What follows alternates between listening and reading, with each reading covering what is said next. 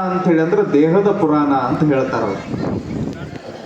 ಇದನ್ನ ಹೇಳಕ್ಕೂ ಒಂದು ಕಾರಣ ಇರಬೇಕಲ್ಲ. ಹಂಗಾದ್ರೆ ದೇವಿನ ಸಾಕ್ಷಾತ್ ಬಂದು ತನ್ನ ಇತಿಹಾಸವನ್ನ ಅವಧೂತರಿಗೆ ಹೇಳಿದಾಗ ಆ ಪುರಾಣವನ್ನ ಅವಧೂತರು ಬರೀತಾರೆ. ಹಂಗಂದ ಮೇಲೆ ಅವಧೂತರು ಈ ದೇವಿ ಪುರಾಣವನ್ನು ದೇಹದ ಪುರಾಣ ಅಂತ ಯಾಕೆ ಕರೆದ್ರು? ಈ ಮನುಷ್ಯ ಹುಟ್ಟಿದಾನಲ್ಲ, ಹುಟ್ಟಿದ ಮೇಲೆ ಅಲ್ಲಿ 18 ಅಧ್ಯಾಯಗಳು, ಅಲ್ಲೆಲ್ಲ ಸಾಕಷ್ಟು ಖಂಡಗಳು, ಆಮೇಲೆ ಹಲವಾರು ರಾಕ್ಷಸರು ಎಲ್ಲರನ್ನೂ ಕೂಡ ಸಂಹಾರ ಮಾಡ್ಕೊಂತ ದೇವಿ ಶಾಂತ ಸ್ವರೂಪಕ್ಕೆ ಹೋಗೋದನ್ನು ನಾವು ನೋಡ್ತೀವಿ. ಹಂಗ ಆ ಭಗವಂತ ಇದನ್ನ ದೇಹ ಕೊಟ್ಟಾನ. ಈ ದೇಹದೊಳಗ ಹೆಂಗೈತಿ ಅಂತ ಹೇಳಿ ಅಂದ್ರ ಪ್ರತಿ ದಿವಸ ಬಡದಾಡುದ ಇರ್ತತಿ. ಇದು ಪ್ರತಿ ದಿವಸ ಬಡದಾಡುದ ಇದು ಮನಸ್ಸು. ಇದನ್ನ ಶಾಂತಕ್ಕೆ ಹೆಂಗ್ ತಗೊಂಡು ಬರಬೇಕು ಅಂತ ಹೇಳಿ ಅಂದ್ರ ಅಲ್ಲಿ ಹೆಂಗ ರಾಕ್ಷಸರು ಎಲ್ಲರನ್ನು ಸಂಹಾರ ಮಾಡ್ಕೊಂತ ದೇವಿ ಬರ್ತಾಳೋ, ಒಂದೊಂದು ರೂಪ ತಾಳಿ ಸಂಹಾರ ಮಾಡ್ಕೊಂತ ಬರ್ತಾಳೋ, ಹಂಗ ಇದ್ರ ಒಳಗನು ಕೂಡ ರಾಕ್ಷಸರದಾರ. ಆ ಮನಸ್ಸನ್ನ ಸ್ವಚ್ಛ ಮಾಡ್ಕೊಂತ ಅವರನ್ನೆಲ್ಲ ಸಂಹಾರ ಮಾಡ್ಕೊಂತ ಕೆಟ್ಟದ್ದನ್ನು ಸಂಹಾರ ಮಾಡ್ಕೊಂತ ಇದನ್ನು ಮುಕ್ತಿ ಎಡೆಗೆ ತಗೊಂಡು ಹೋಗ್ಬೇಕು. ಅದ ದೇಹದ ಪುರಾಣಕ್ಕೆ. ಅದಕ್ಕೆ ನಾವೆಲ್ಲರೂ ಏನು ಮಾಡಬೇಕಾಗೈತಿ ಅಂತ ಹೇಳಿ ಅಂದ್ರೆ ಭಗವಂತ ನಮಗೆಷ್ಟು ಚಂದ ಕಿಮ್ಮತ್ತಿನ ಪರಿಸರ ಕೊಟ್ಟಾನ. ಕಿಮ್ಮತ್ತಿಂದು ಹೊರಗೆಲ್ಲ ಹೇಳ್ತಾ ಇರೋದು ನಾನು, ಒಳಗೆ ಭಾಳ ದೊಡ್ಡ ಕಿಮ್ಮತ್ತಿಂದು ಕೊಟ್ಟಾನ. ಹೆಂಗೆ ಕೊಟ್ಟಾನ್ರಿ ಅಜ್ಜಾರ ಅಂತ ನೀವು ಕೇಳ್ಬೋದು. ನಾನು ನಿಮ್ಗೆ ಉದಾಹರಣೆ ಹೇಳ್ತೀನಿ. ಇವತ್ತು ನೀವೇನಾರ ಕಣ್ಣು ಕೊಡ್ತೀರಿ ಅಂತ ತಿಳ್ಕೊರಿ. ಈಗ ಕೊಡು ಅಂತ ಹೇಳಕತ್ತಿಲ್ಲ ನಾನು.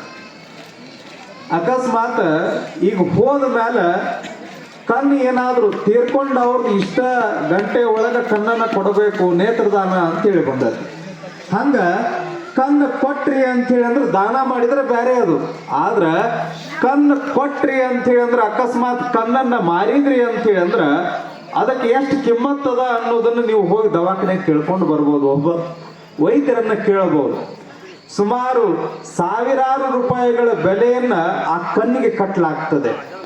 ಹಂಗ ನಮ್ಮಲ್ಲಿರುವಂತಹ ಹೃದಯಕ್ಕ, ಕಿಡ್ನಿಗೆ ಒಂದಲ್ಲ ಎರಡಲ್ಲ ಕಿಮ್ಮತ್ತಿನ ಭಗವಂತ ಲಕ್ಷ ಗಂಟ್ಲೆ ಬೆಲೆ ಬಾಳುವಂತಹದನ್ನ ಇದ್ರ ಒಳಗೆ ಇಟ್ಟು ಹೋಗ್ಯಾನ ಅಂಥೇಳಿ ಅಂದ್ರೆ ಕೊಟ್ಟು ಕಳಿಸಿದಾನೆ ಅಂಥೇಳಿ ಅಂದ್ರೆ ಅದು ಹೊರಗಿಂದ ಎಷ್ಟು ಶ್ರೀಮಂತ ಐತಿ ಅನ್ನೋದಕ್ಕಿಂತ ಇದು ಎಷ್ಟು ಶ್ರೀಮಂತ ಐತಿ ಅನ್ನೋದನ್ನ ನಾವು ಇವತ್ತು ತಿಳ್ಕೊಬೇಕಾಗ್ತದೆ. ನಾವು ಅಂತಿರ್ತೀವಿ ಭಗವಂತಗ, ಯಪ್ಪ ನೀ ನನಗೆ ಏನೂ ಕೊಟ್ಟಿಲ್ಲ ಅಂತ ತಿಳ್ಕೊಂಡು ಅವನು ಬೈತಿರ್ತೀವಿ. ನಾವು ಬಡವರದೀವಿ ಅಂತ ತಿಳ್ಕೊಂಡಿರ್ತೀವಿ. ಆದ್ರೆ ಹಂಗಂತ ತಿಳ್ಕೊಂಡು ನಾಳೆ ಹೋಗಿ ದವಾಖಾನೆ ಕುಂತ್ಗಿಂತೀರಿ. ಮತ್ತೆ ಬಡವರಿದ್ದಾರೆ ಅಜ್ಜಾರೇ ಅಂತೇಳಿ ನೀವೇನು ಹಂಗೇನು ಇಲ್ಲ, ಯಾಕಂದ್ರೆ ಶನೆ ಭಾಳ ಇದ್ರಿ ಮಂದಿ. ಯಾಕೆ ಹೇಳಕತ್ತೀನಿ ಅಂತ ಹೇಳಿ ಅಂದ್ರೆ ಭಗವಂತ ತಮ್ಮ ಶಾರ್ಪ್ನೆಸ್ ಕಡಿಮೆ ಮಾಡಿ.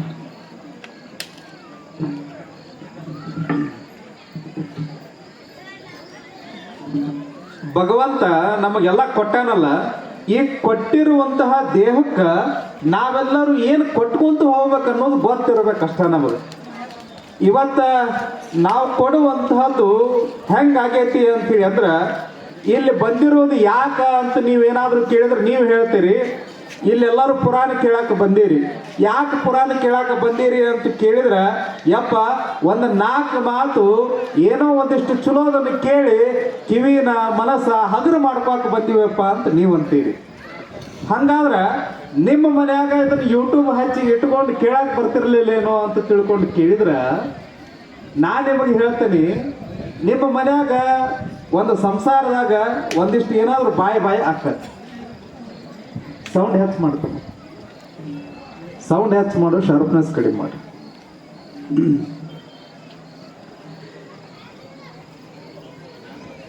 ಸಂಸಾರದಾಗ ಗದ್ದಲಾಕತಿ, ಯಾವಾಗಾದ್ರೂ ಒಂದಿಷ್ಟು ಬಾಯಿ ಆಕತಿ. ಅವಾಗ ಸಹಜಕ್ಕೆ ಒಂದು ಮಾತು ಬರ್ತೈತಿ. ಏನು ಬರ್ತದ ಗೊತ್ತದ ಏನೋ? ಏನಂತೀವಿ? ಸಾಕು ಹೋಗ ಮಾರಾಯ, ನನಗೆ ಸಾಕಾತು, ಒಂದಿಟ್ಟು ಮಠತನಾರು ಹೋಗಿ ಬರ್ತೇನೆ, ಇಲ್ಲ ಗುಡಿಗರ ಹೋಗಿ ಬರ್ತಾನಂತ ಅಂತೀರಿ ಇಲ್ಲೋ? ಹಂಗ ಯಾಕೆ ಅನ್ನೋದು ಅಂತ ತಿಳ್ಕೊಂಡು ನಾವೆಲ್ಲ ಯೋಚನೆ ಮಾಡ್ಬೇಕದನ್ನ. ಯಾಕೆ ಅಂತೀವಿ ಅಂಥೇಳಿ ಅಂದ್ರೆ ಮನ್ಯಾಗ ಇರ್ಲಾರದ್ದು ಮಠದಾಗ ಸಿಗ್ತದ, ಮನ್ಯಾಗ ಇರ್ಲಾರದ್ದು ಈ ಗುಡ್ಯಾಗ ಸಿಗತೈತಿ, ಮನ್ಯಾಗ ಇರ್ಲಾರದ್ದು ಈ ದೇವಿಯ ಅಂಗಳದಾಗ ಸಿಗತೈತಿ ಅನ್ನುವಂತಾಗಿದ್ರ ಅದು ಏನು ಸಿಗತೈತಿ ಅನ್ನುವಂಗಿದ್ರ ಅದು ಶಾಂತಿ ಅನ್ನೋದು ಇಲ್ಲಿ ಸಿಗತೈತಿ. ಅಲ್ಲಿ ಗೊಂದಲಕ್ಕೆ ಬಿದ್ದಿರ್ತೈತಿ, ಇಲ್ಲಿ ಶಾಂತಿಗೆ ಇಡಿ ಮಾಡ್ತೈತಿ. ಹಂಗಾದ್ರ ಇದು ಚಲೋನೋ ಅದು ಚಲೋನೋ ಅಂತ ಕೇಳಿದ್ರ ನೀವಂತೀರಿ ಶಾಂತಿ ಕೊಡೋದು ಇದ ಚಲೋ ಅಂತೀರಿ ನೀವು, ಹೌದಲ್ಲ? ಹಿಂಗಿದ್ದಾಗ ನಾವೆಲ್ಲರೂ ಕೂಡ ತಿಳ್ಕೊಳ್ಬೇಕಾಗಿರೋದು ಇಷ್ಟ. ಒಂದು ದಿವಸ ನಿಮಗೊಂದು ಬಹಳ ಚಂದ ಹೇಳ್ತೀನಿ. ಇಲ್ಲಿ ಬರೋದ್ರಿಂದ ಏನು ಪ್ರಯೋಜನ ಅನ್ನೋದನ್ನು ಸುಮ್ಮ ಒಂದು 4 ಮಾತನಾಗ ಹೇಳ್ತೀನಿ. ಒಮ್ಮೆ ಹಿಂಗ ಗಂಡ ಹೆಂಡತಿ ನಿಮ್ಮೂರಾಗ ಹೆಂಗೆ ಪ್ರವಚನ ಹಚ್ಚಿರಿ, ಪುರಾಣ ಹಚ್ಚಿರಿ, ಹಿಂಗೆ ಪುರಾಣ ನಡೆದಿತ್ತು. ಈ ಪುರಾಣ ನಡೆದಂಥ ಸಂದರ್ಭದಾಗ ಗಂಡ ಹೆಂಡತಿ ಇಬ್ರು. ಗಂಡ ನಾಸ್ತಿಕ ಇದ್ದ, ದೇವರ ಅಂದ್ರೆ ನಡಿಯತ್ತ ನಾವು, ಪುರಾಣ ಅಂತೇಳಿ ಅಂದ್ರೆ ಎದಕ್ಕೆ ಬೇಕು ಅನ್ನವ. ಹೆಂಡತಿಗೆ ಬಹಳ ಭಕ್ತಿ ಭಯ ಎಲ್ಲ, ದೇವರ ಕಂಡ್ರೆ ದಿವ್ಸಕ್ಕೆ 4 ಸರಿ ಹೋಗೋದು, ಹಿಂಗಿದ್ಲು. ಹೆಂಗೆ ಪುರಾಣ ನಡೆದಿತ್ತು ಹಂಗ ಅಲ್ಲಿ ಪುರಾಣ ನಡೆದಿತ್ತು. ಗುರುಗಳು ಪ್ರವಚನ ಮಾಡಕತ್ತಿದ್ರು. ಅಲ್ಲಿ ಪುರಾಣ ಕೇಳಕ್ ಬಾ ಅಂತ ತಿಳ್ಕೊಂಡು ಹೆಂಡತಿ ಗಂಡಗೆ ಹೇಳ್ತಾಳ. ಅವಾಗ ಗಂಡ ಏನು ಪ್ರವಚನ ಕೇಳ್ತಿ ನಡಿ ಅಂತ ತಿಳ್ಕೊಂಡು ಅಂತಾನ. ಅವಾಗ ಹಿಂಗ 4 ದಿವಸ ಹೋಗಿರ್ತೈತಿ, ಪ್ರವಚನ ಕೇಳಾಕ್ ಬಾ ಅಂತ ಕಾಡ್ತಿರ್ತಾಳೆ ಹೆಂಡತಿ. ಹೋಗಲಿ ನಡಿ ಅಂತ ತಿಳ್ಕೊಂಡು ಗಂಡ ಒಂದು ದಿವಸ ಪ್ರವಚನ ಕೇಳಾಕ ಆಕಿ ಹಿಂಬಲ್ಲಿ ಬರ್ತಾನೆ. ನೀವು ಹೆಂಗ ಕುಂತೀರಿ ಹಿಂಗ ಪ್ರವಚನ ಕೇಳಾಕ್ ಕುಂಡಿರ್ತಾರ. ಪ್ರವಚನ ಕೇಳಾಕ್ ಕುಂತ ಆದಮೇಲೆ ಪ್ರವಚನ ಎಲ್ಲ ಮುಗಿತದ. ಗುರುಗಳು ಪ್ರವಚನ ಮಾಡಿ ಎಲ್ಲರೂ ಪ್ರಸಾದ ಮಾಡಿ ಮನೆಗೆ ಹೋಗ್ತಾರ. ಹೋದ ಮ್ಯಾಲ ತಡ ಆಗಿರ್ತೈತಿ, ನಿದ್ದೆ ಬಂದಿರ್ತೈತಿ. ನೀವು ಹೆಂಗೆ ಪ್ರವಚನ ತಡ ಆದ್ಮೇಲೆ ಇಲ್ಲಿಂದ ಹೋದ ಮ್ಯಾಲೆ ಬ್ಯಾಸರಿಕೆ ಆಗಿರ್ತೈತಿ, ಅಲ್ಲಿ ಹೋಗಿ ಲಘು ಮಕ್ಕೋತಿ. ಹಂಗ ಅವ್ರಿಗೂ ಆಕತಿ. ಅವ್ರ ಮನೆಗೆ ಹೋದ ಮ್ಯಾಲ ಮನೆ ಬಾಗಿಲದ ಚಿಲ್ಕ ಒಳಗಡೆ ಚಿಲ್ಕ ಹಾಕೋದು ಮರಿತಾರ. ಹಂಗ ಹೋಗಿ ಮಕ್ಕೋತಾರ. ಮಕ್ಕೊಂಡ ಆದ್ಮೇಲೆ ಅವತ್ತು ರಾತ್ರಿ ಆ ಊರ ಒಳಗೆ ಕಳ್ಳತನ ಮಾಡಾಕಂತ ಹೇಳಿ ಕಳ್ಳರು ಬರ್ತಾರೆ. ಕಳ್ಳರು ಬಂದಾಗ ಅದ ಹಾದಿ ಒಳಗೆ ಬರ್ಬೇಕಾದ್ರ ಅವ್ರ ಮನೆ ಬಾಗಿಲ ತೆಗೆದಿರ್ತೈತಿ. ಸ್ವಲ್ಪ ತೆಗೆದಿರುವಂತಹ ಸಂದರ್ಭದಾಗ ಏನು ಮಾಡ್ತಾರೋ ಅಂತ ಹೇಳಿದ್ರ, ಈ ಮನೆ ಬಾಗಿಲ ತೆಗೆದೈತಿ, ಹೋಗಿ ಕಳ್ಳತನ ಮಾಡ್ಬೋದಂತ ತಿಳ್ಕೊಂಡು 4 ಮಂದಿ ಒಳಗೆ ಹೊಕ್ಕಾರು. ಹೋದ ಮೇಲೆ ಅವರಿಬ್ರು ಅಲ್ಲೇ ಮಂಚದ ಮೇಲೆ ಮಕ್ಕೊಂಡಿರ್ತಾರೆ. ಮಂಚದ ಮೇಲೆ ಮಕ್ಕೊಂಡಾಗ ಆರಾಮ್ ನಿದ್ದೆ ಹೊಡಿತಿರ್ತಾರ. ಅಲ್ಲಿ ನೋಡ್ತಾರ, ಆರಾಮ್ ನಮಗೆ ಚಾನ್ಸ್ ಐತಿ, ಇವತ್ತ ಕಳ್ಳತನ ಮಾಡ್ಬೋದು ನಾವು ಅಂತ ತಿಳ್ಕೊಂಡು 4 ಮಂದಿ ಅಂತಾರ. ಆದ್ರೆ ಅವ ಏನು ಗಂಡ ಇದ್ದಲ್ಲ, ಅವನಿಗೆ ರಾತ್ರಿ ಹೊತ್ತ ಬಡಬಡಿಸೋ ಚಟ ಇರ್ತದೆ. ರಾತ್ರಿ ಹೊತ್ತ ಬಡಬಡಿಸೋ ಚಟ ಇರ್ತೈತಿ. ಹೆಂಗೆ ನಮ್ಮ ಮಂದಿ ಇರ್ತಾರ, ಒಂದಿಷ್ಟು ಮಂದಿ ಒಮ್ಮೆಮ್ಮಿಲೆನೋ ಒದರೂರು ಇರ್ತಾರ. ನಾನು ಭಾಳ ಮಂದಿ ನೋಡೇನಿ. ಒಬ್ಬೊಬ್ರು ನಡ್ಕೊಂತ ಹೋಗೋರು ಇರ್ತಾರೆ ನಿದ್ದೆಗನ್ನಾಗ. ಹಂಗ ಅವನಿಗೆ ಬಡಬಡಿಸೋ ಚಟ ಇರ್ತೈತಿ. ಆ ಬಡಬಡಿಸೋ ಚಟ ಏನು ಮಾಡ್ತೈತಿ ಅಂತೀವಿ ಅಂದ್ರೆ, ಇಲ್ಲಿ ಗುರುಗಳು ಪ್ರವಚನ ಕೇಳಿರ್ತಾನ. ಅವತ್ತು ಏನು ಕೇಳಿರ್ತಾನ, ಏನು ಮಾತಾಡಿರ್ತಾನ, ಅದನ್ನು ಹೊಳ್ಳಿ ಆ ಬಡಬಡಿಸ್ತಿರ್ತಾನ. ಅವು ದಿವಸ ಮನೆಗೆ ಹೋದ ಮೇಲೆ ಮಕ್ಕೊಂಡ ಮೇಲೆ. ಹಂಗ ಅವತ್ತು ಪ್ರವಚನ ಕೇಳಿರ್ತಾನ. ಆ ಗುರುಗಳು ಹೇಳಿರುವಂತಹ ಒಂದು 4 ಶಬ್ದ ಭಾಳ ಚಲೋ ತಲೆಯಾಗಿ ಇಟ್ಕೊಂಡು ಹೋಗಿರ್ತಾನವ. ಆ 4 ಶಬ್ದ ಚಲೋ ನೆನಪಿಟ್ಕೊಂಡು ಹೋಗಿ ಅದನ್ನ ನಿದ್ದೆ ಗನ್ನಾಗ ಬಡಬಡಿಸ್ಕೊಂತ ಇರ್ತಾನ. ಕಳ್ಳರು ಬರ್ತಾರ ಕಳ್ಳತನ ಮಾಡಾಕ. ಬಂದ ಮೇಲೆ ಅವಂತಾನ, ಬಂದ್ರೆ ಬರ್ರಿ ಅಂತಾನವ. ಬರ್ರಿ ಅಂತ ನಿಮ್ಮನ್ನು ಕೇಳ್ತಾನೆ. ಮತ್ತು ಅವು ಯಾವ ಅಂತ ಹೇಳಿ ನೀವು ಹೇಳಕ್ ತಯಾರಿರ್ರಿ. ಬಂದ್ರೆ ಬರ್ರಿ ಅಂತ ಹೇಳ್ತಾನ. ಇವೇನೋ ಕರ್ಯಾಕತ್ತಾನ. ಎಚ್ಚರ ಅದಾರ ಇಲ್ಲಿ ಮನ್ಯಾಗ. ನಾವು ಕಳ್ಳತನ ಮಾಡಾಕ ಬಂದಿರೋದು ಇವ್ರಿಗೆ ಗೊತ್ತಾಗ್ಯದ, ಅದಕ್ಕೆ ಕರ್ಯಾಕತ್ತಾರ ನಮ್ಮನ ಅಂತ ತಿಳ್ಕೊಂಡು ವಿಚಾರ ಮಾಡಿ ನಾವು ಹೋಗಿ ಬಿಡು ನಡಿ ಅಂದಾಗ, ಎಲ್ಲ ಅವು ಕರ್ಯಾಕತ್ತಾನ, ಹೋಗು ನಡಿ ಅಂತ 1-2 ಹೆಜ್ಜೆ ಹೊಕ್ಕಾರ. ಹೋಗೋ ಅಟ್ರಾಗ ಮತ್ತೆ ಒಂದು ಶಬ್ದ ಅಂತಾನ. ಏನು ಅಂತ ಹೇಳಿಂದ್ರ, ಕುಂಡರ್ರಿ ಅಂತಾನವ. ಏನಂತಾನ? ಕುಂಡರ್ರಿ ಅಂತಾನ. ಅವಾಗ ಕುತ್ಕೋತಾನ. ಇವೇನೋ ಕುಂಡ್ರು ಅನ್ನಕತ್ತಾನ, ಏನಾರು ಕೊಟ್ಟ ಕಳಿಸ್ಬೋದಂತ ಕುಂಡಿರ್ತಾರ. ಆಮೇಲೆ ಕುಂತ ಮೇಲೆ ಇವೇನ ಬಿಡುವಂಗೆ ಕಾಣಂಗಿಲ್ಲ. ಹೋಗುನ್ ನಡ್ರಿ ಅನ್ಕೊಡಕ ಹೋಗಿ ಬರ್ರಿ ಅಂತಾನವ. ಹೋಗಿ ಬರ್ರಿ ಅಂತಾನ. ಅಷ್ಟೊತ್ತಿಗೆ ಇನ್ನೇನು ಇವು ನಮ್ಮನೇನು ಬಿಡಂಗಿಲ್ಲ, ಬಡಿತಾನ ಅಂತ ತಿಳ್ಕೊಂಡು ಇನ್ನೇನು ಎದ್ದು ಬಡ ಬಡ ಬಡ ಎಲ್ಲರೂ ಗಂಟ ಗುಟ್ಟೆ ಕಟ್ಕೊಂಡು ಎಲ್ಲರೂ ಓಡಿ ಹೋಗಿಬಿಡ್ತಾರೆ. ಕಳ್ಳರು ಏನು ತಗೊಂಡು ಹೋಗಂಗಿಲ್ಲ. ಬೆಳಗ್ಗೆ ಆಕ್ಕತಿ. ಬೆಳಗ್ಗೆ ಆದ್ಮೇಲೆ ಕದ ತೆಗೆದಿದ್ದು ನೋಡ್ತಾರು. ಅವ್ರ ಹೆಜ್ಜೆಗೆ ಗೊತ್ತಿರ್ತೈತಿ. ಹೆಂಡತಿ ಅವನನ್ನ ಎಬ್ಬಿಸಿ, ಯಪ್ಪ ಕಳ್ಳರು ಬಂದಿದ್ರು, ಏನಾರ ತಗೊಂಡು ಹೋಗ್ಯಾರೇನಂತ ಆ ಕಡೆ ಈ ಕಡೆ ನೋಡುವಟ್ರಾಗ ಏನೋ ತಗೊಂಡು ಹೋಗಿರೋದಿಲ್ಲ. ಅವಾಗ ಹೆಂಡತಿಗೆ ನೆನಪಕ್ಕತಿ, ನಾನು ನಿನ್ನೆ ಪ್ರವಚನ ಕೇಳಕ್ಕೆ ಹೋಗಿದ್ನಿ, ಮುಂಜಾನೆ ಎಳ್ಳು ಗೊಡಕ ಒಂದು 4 ಶಬ್ದ ಚಲೋತಂಗೆ ಬಡಬಡ್ಸಕತ್ತಿದ್ದಿ, ಅದನ್ನು ಬಡಬಡಿಸೋದನ್ನು ಕೇಳಿ ಅವರು ಹೋಗ್ಯಾರ ನೋಡಂತ ತಿಳ್ಕೊಂಡು ಹೇಳಿದಾಗ, ಎದಕ್ಕೆ ಈ ಒಂದು ಕಳ್ಳತನ ಮಾಡಕ್ಕೆ ಬಂದವರು ಕಳ್ಳತನ ಮಾಡ್ಲಾರ್ದ ಹಂಗ ಹೋಗ್ಯಾರಂದ್ರೆ ಇದು ಎದರ ಪ್ರಯೋಜನ ಅಂತ ತಿಳ್ಕೊಂಡು, ಇದು ಎದರ ಶಕ್ತಿ ಅಂತ ಹೇಳಿ ಅಂದ್ರೆ ಇದು ಆ ಅಜ್ಜನ ಗುಡಿ ಒಳಗೆ ಕುಂತ್ಕೊಂಡು ನಾವೆಲ್ಲ ಪ್ರವಚನ ಕೇಳಿ ಬಂದಿದ್ದಕ್ಕೆ ಇಷ್ಟೆಲ್ಲ ಪ್ರಯೋಜನ ಆಗ್ಯದ. ನೀ ಒಂದು ದಿವಸ ಬಂದು ಪ್ರವಚನ ಕೇಳಿದಕ್ಕೆ ಇಷ್ಟು ಲಾಭ ಆಗೈತೆ ಅಂದಮೇಲೆ ಪ್ರತಿ ದಿವಸ ಗುರುಗಳ ಪ್ರವಚನ ಕೇಳಿದ್ರೆ ಇನ್ನೆಷ್ಟು ಪ್ರಯೋಜನ ಆಗಬಾರ್ದು ಅಂತ ತಿಳ್ಕೊಂಡು ಹೆಂಡತಿ ಗಂಡಗೆ ಹೇಳ್ತಾಳಂತ. ಹಂಗ ನಾವೆಲ್ಲರೂ ಇಲ್ಲಿ ಎದಕ್ಕೆ ಬಂದೀವಿ ಅಂತೀವಿ ಅಂದ್ರೆ ಗುಡಿ ಒಳಗ ಏನೋ ಒಂದು ಸಿಗತತಿ ಅಂತ ತಿಳ್ಕೊಂಡು ಇಲ್ಲಿ ಬಂದೀವಿ. ನೀವೆಲ್ಲರೂ 11 ದಿವಸಗಳ ಪರ್ಯಂತರವಾಗಿ ಪುರಾಣವನ್ನು ಇಟ್ಕೊಂಡಿದ್ದೀರಿ. ಈ ಪುರಾಣವನ್ನು ಕೇಳೋದ್ರಿಂದ ಏನಾಕತಿ ಅಂತೇಳಿ ಅಂದ್ರೆ ನಿಮಗೆ ಗೊತ್ತಿರ್ಲಾರ್ದನ ಆ ಒಳಗ ರಾಕ್ಷಸರ ಅಂತೇಳಿ ಏನದಾರಲ್ಲ ಆ ಎಲ್ಲ ರಾಕ್ಷಸರನ್ನ ಹೊಡೆದು ಓಡಿಸುವಂತಹ ತಾಕತ್ತು ಈ ಪುರಾಣಕ್ಕೆ ಇರ್ತತಿ ಅನ್ನುವಂಥದ್ದನ್ನ ತಾವೆಲ್ಲರೂ ಕೂಡ ಅರ್ಥ ಮಾಡ್ಕೊಳ್ಬೇಕು. ಅದಕ್ಕೆ ಬಾರದು ಬಪ್ಪದು ತಪ್ಪದು. ಯಾವತ್ತೂ ಭಗವಂತ ನಮಗೆಲ್ಲ ಬಹಳ ಚಂದ ಹಾಕಿ ಕಳಿಸ್ಬಿಟ್ಟಾನ. ನಿನಗ 100 ವರ್ಷ ಆಯಸ್ಸು ಅಂತ ತಿಳ್ಕೊಂಡು ಹೇಳಿ ಕಳಿಸಾನ. ಆದ್ರೂ ಭಗವಂತ ದುಬ್ಬದ ಮೇಲೆ ನೋ ಗ್ಯಾರಂಟಿಯನ್ನು ಸಿಕ್ಕಾನು ಹೊಡೆದು ಕಳಿಸ್ಯಾನ. ಅದನ್ನು ನೆನಪಿಟ್ಟುಕೊಂಡು ಬಹಳ ಚಂದ ಬಾಳೆ ಮಾಡಿ ಇದಕ್ಕೊಂದಿಷ್ಟು ಮುಕ್ತಿ ಕೊಡಬೇಕಲ್ಲ. ಮತ್ತು ಹುಟ್ಟುವುದು ಎದಕ್ಕೆ ಬೇಕನ್ನೋದಲ್ಲ, ಮತ್ತೊಮ್ಮೆ ಹುಟ್ಟಲೇಬಾರದು ಅನ್ನುವಂತಹ ಅಪರೂಪವಾಗಿರುವಂತಹ ಸಂಕಲ್ಪ ನಮ್ಮದು ಇರಬೇಕು. ಇದು ಹೆಂಗ ಅಂತ ಹೇಳಂದ್ರೆ ಎಷ್ಟೋ ಲಕ್ಷ ಜೀವರಾಶಿ ಒಳಗೆ ಹುಟ್ಟಿ ಬೆಂದು ಮತ್ತೆ ಹುಟ್ಟಿ ಬಂದ ಈ ಜನ್ಮಕ್ಕೆ ಬಂದೀವಿ ನಾವೆಲ್ಲರೂ.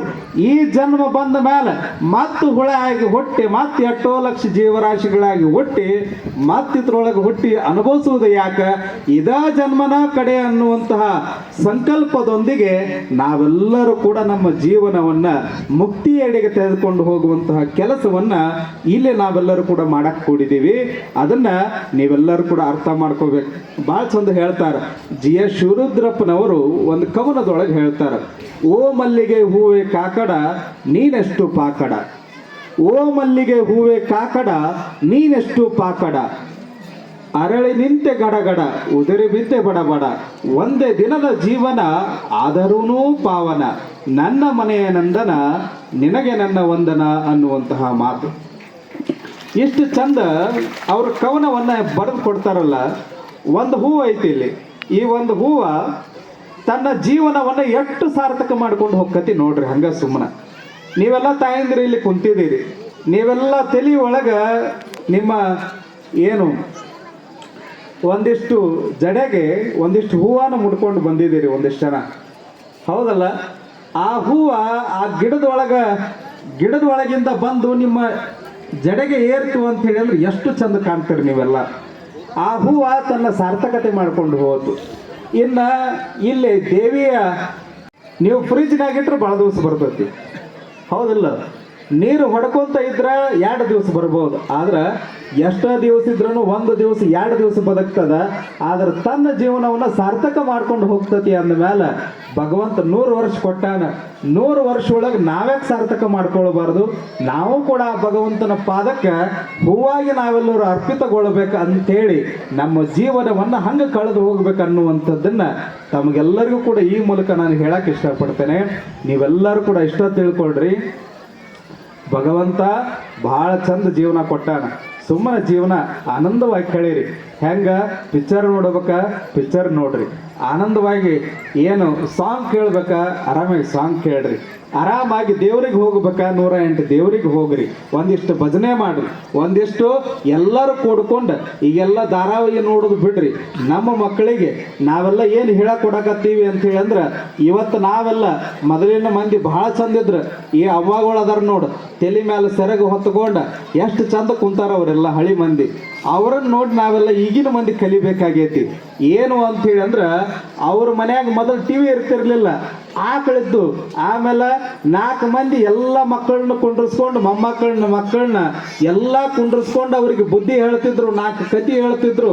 ಅಂದಾಗ ನಮ್ಮ ಸಂಸ್ಕೃತಿ ಉಳಿತಾ ಇತ್ತು. ಇವತ್ತ ನಾವು ಟಿವಿ ಹಚ್ಕೊಂಡು ಕುಂತ್ಕೊಂಡು ಧಾರಾವಾಹಿ ಹಚ್ಕೊಂಡು ಕುಂತೀವಿ.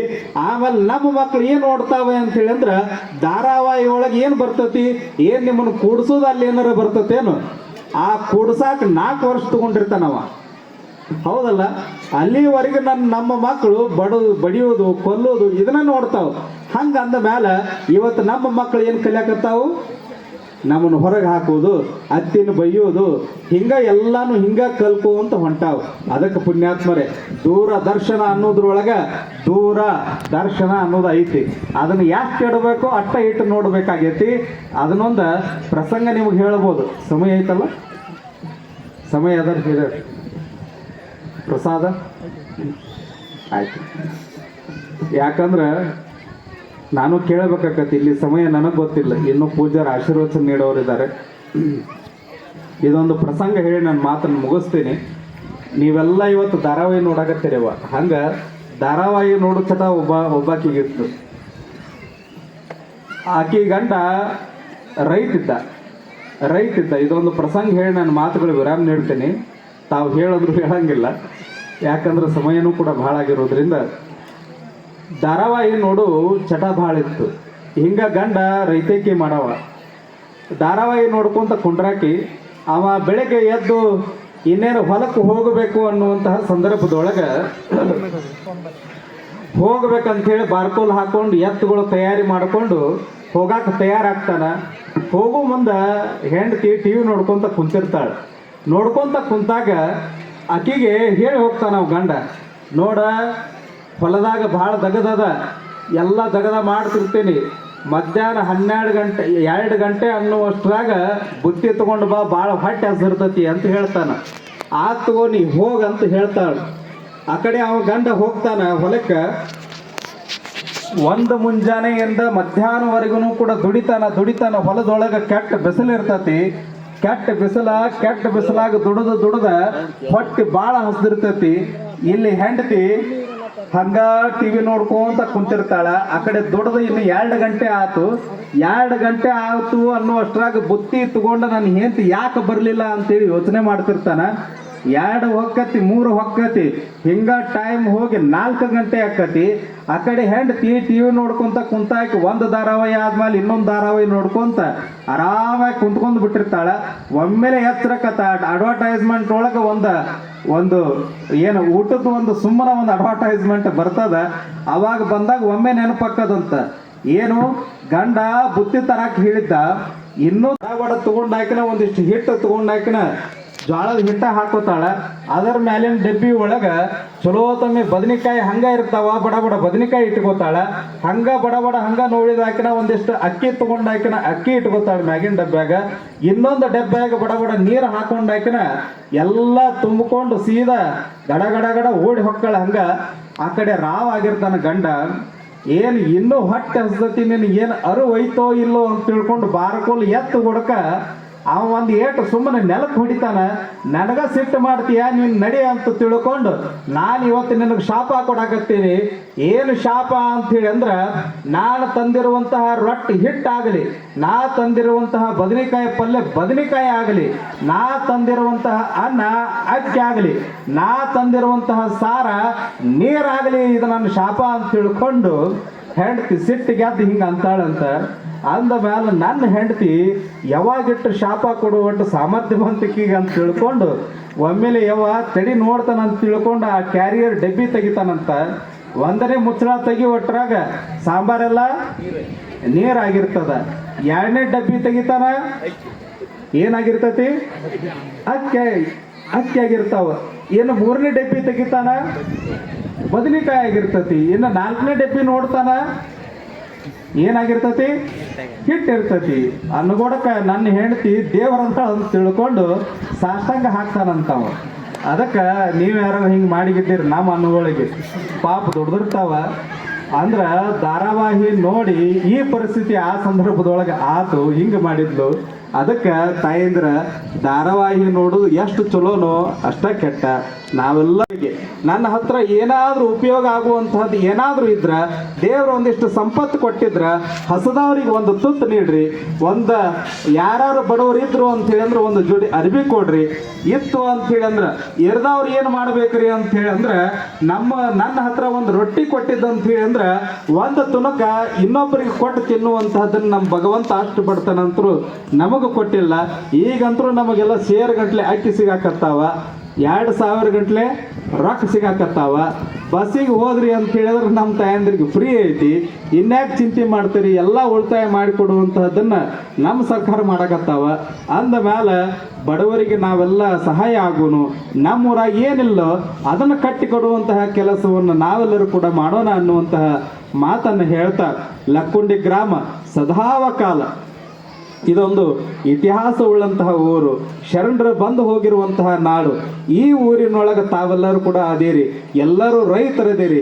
ತಾವೆಲ್ಲರೂ ಕೂಡ ಆನಂದದಿಂದ ಜೀವನವನ್ನು ಕಳೆಯುವಂಥವ್ರು ತಾವೆಲ್ಲ. ಈ ಗ್ರಾಮದೊಳಗೆ ಬಹಳ ವರ್ಷದ ನಂತರ ದೇವಿ ಜಾತ್ರೆ ಮಾಡಕತ್ತೀರಿ. ಈ ಜಾತ್ರೆ ಬಹಳಷ್ಟು ಸುಂದರವಾಗಿ ಬಹಳಷ್ಟು ಅದ್ಭುತವಾಗಿ ನಡೆದದೆ ಅನ್ನುವಂತಹ ಸಂತೋಷ ನನಗೆ.